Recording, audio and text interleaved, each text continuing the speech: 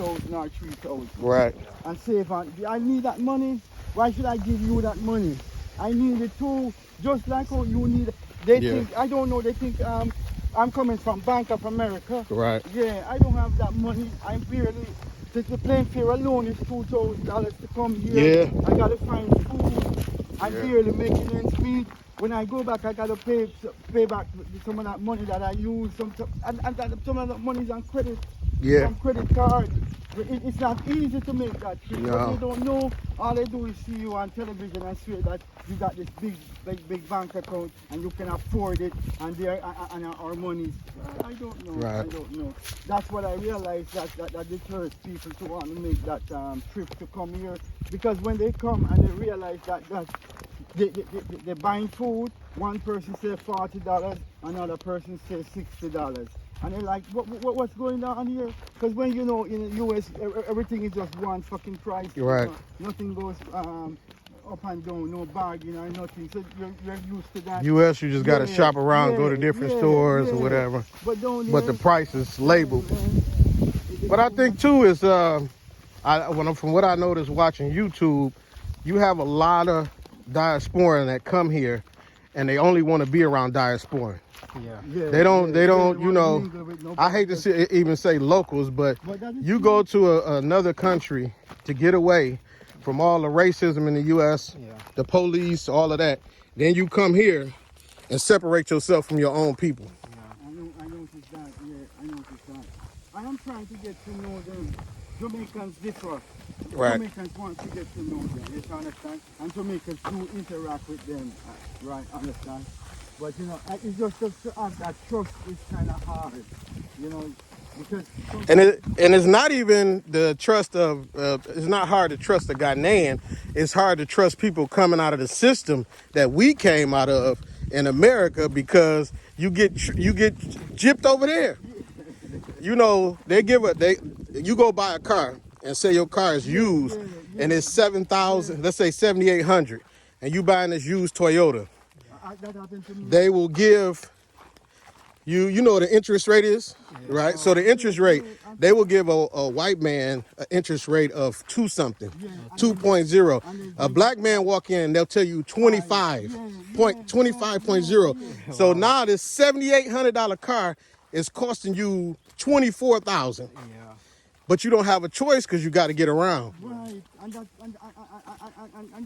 what I hate. That my skin color makes me Target. Yeah, and limits me my growth. I can't go ahead, and every time I'm trying to look for a way out, something just comes in and just try and fuck it up, you know. It's too much. So for us, our system here is different. Our economy is totally different from what you have there. Yeah. Because most of the, if you go to the market, most of the things is bargaining. You have to bargain to get the best price. Okay. You don't have fixed price unless you go to maybe the shops. Right. ShopRite, Malcolm, they have the fixed price there. But if you go to the local community market, it's bargaining. You bargain to get a good price. So you just have to bargain. Yes. So if you maybe go to the market, want to buy yam, they tell you, okay, the yam is 10 cedis. You have to bargain. If the person can reduce it, they will reduce it for you.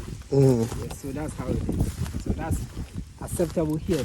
Right. You always have to bargain. Right. Yes, to get the best price. Which is good in a lot of ways, because the prices go up and they go down. Whereas versus in the U.S., if the price go up, it's going to stay up. Yeah, but what I'm saying, don't take care of the diaspora. Don't take disadvantage of the diaspora who are coming over. They have it hard as it is from where they're coming from. But I understand what you're saying. But if you look at it the other way too, in the U.S., I don't care what color you are, we don't take it easy on each other. We get as much as we can. Somebody in the U.S. will sell you a car that they know the engine is blown, and they just put a lot of oil in it, so you. But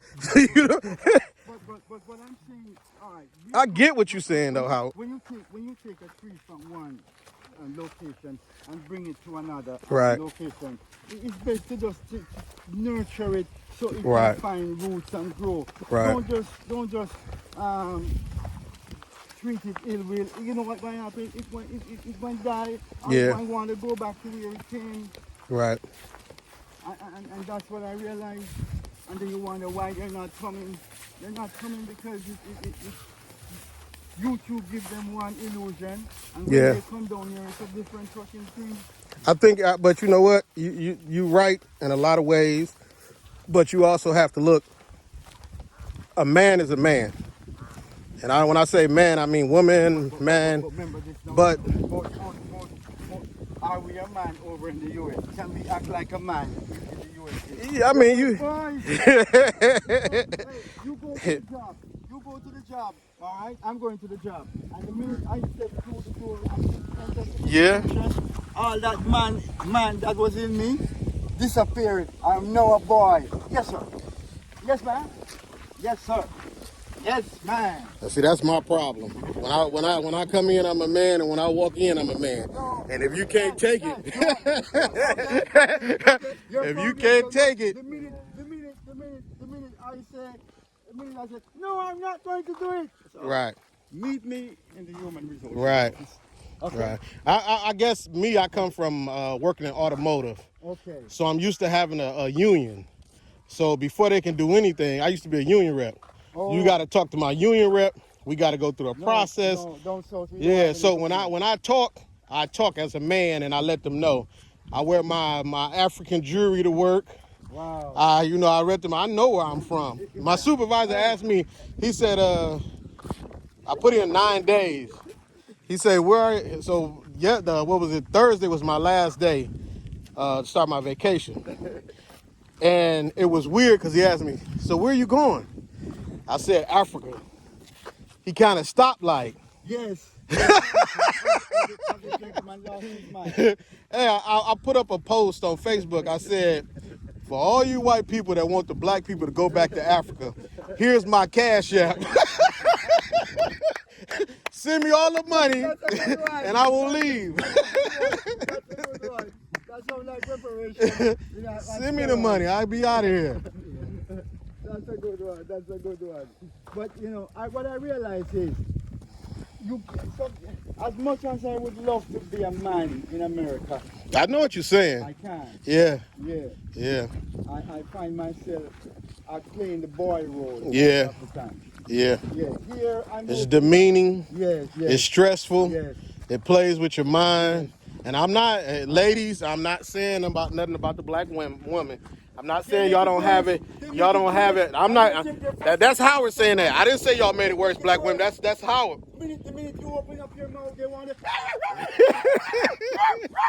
And you're like, what the fuck is going on? What did I do? Right.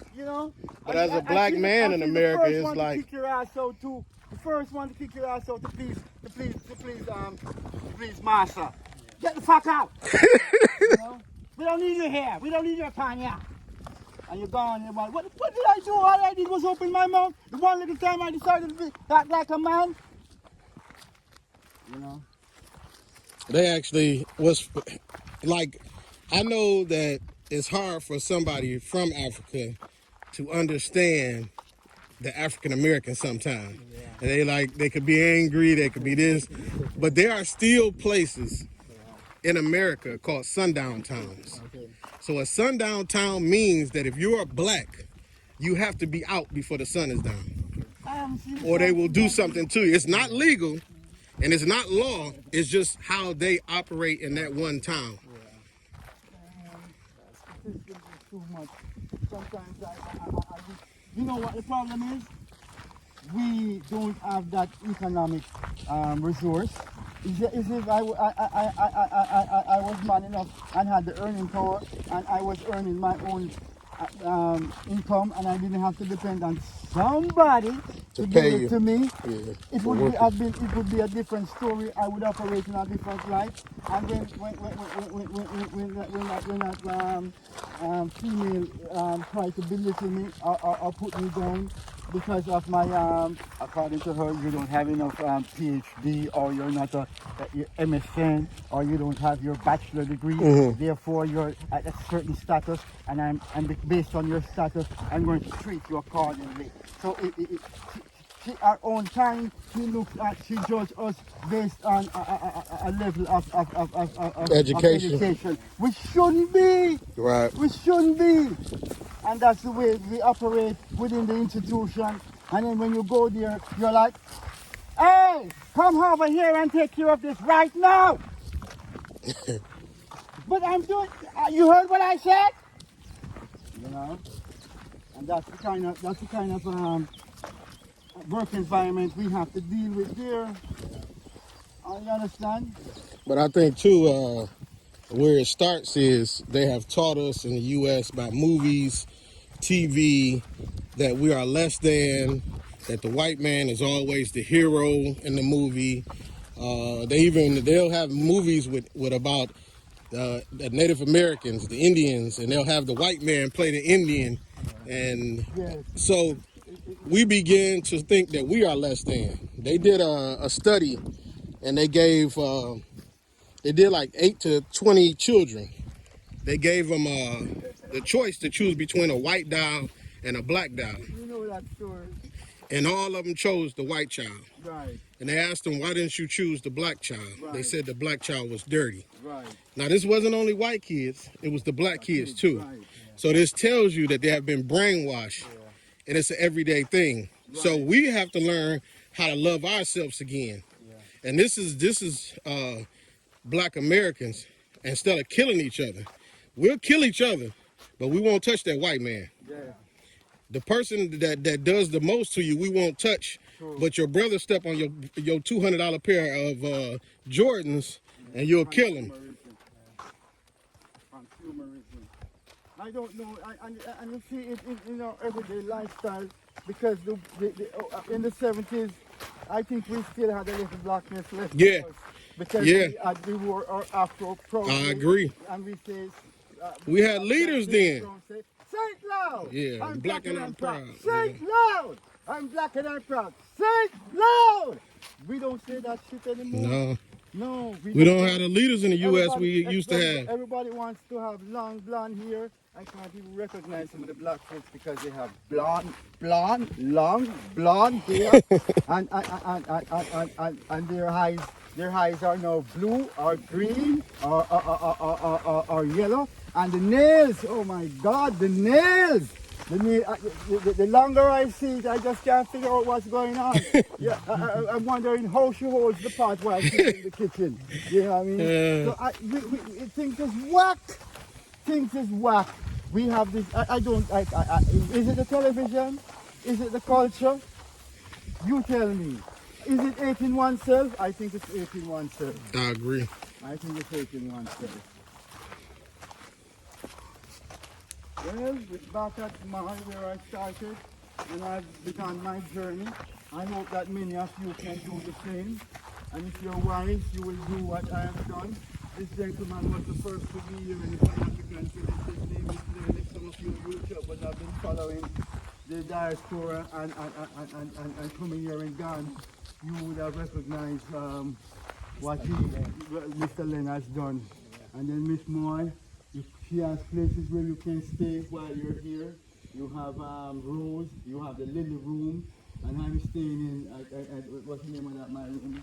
The Anthurium. And trust me, the Anthurium is awesome, man. I cook most of my time, I'm up there cooking, you know, but I'm setting up my plan. You see what I'm putting together? So it's just for you to just say, look, let me take a week or 2 weeks or 3 weeks vacation and make the necessary steps to come here and see if I can put in place something that I can call mine. And when I am gone, my offspring will have something that he can call his.